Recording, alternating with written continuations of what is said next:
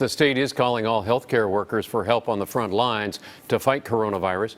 Tonight, we talked to a retired doctor and a nurse who answered that call.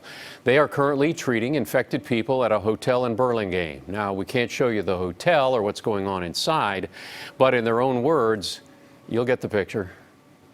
It's something that I was always interested in, disaster medicine, and the opportunity arose, and I thought it was just fabulous to be able to really help out in times of need and serve when the need is there. So I'm retired. I was in the Foreign Service for 20 years, was overseas all that time, and retired to San Diego and decided, I didn't want to let my medical skills go to waste and could help people out. So I signed up with CalMat and said, I can, use me when you can. So Julie and I were at the California fires. We took care of the firefighters in special needs shelters in the fall of last year.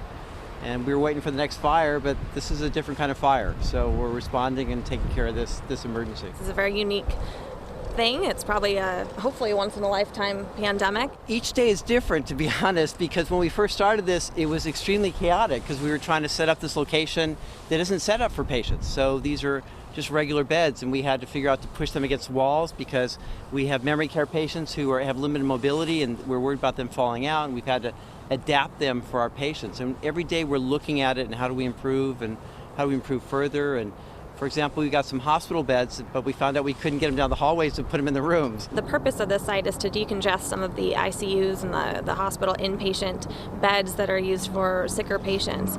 So these are patients who can't necessarily go home. They may be in a group living setting or a group home setting, or they have vulnerable people at home.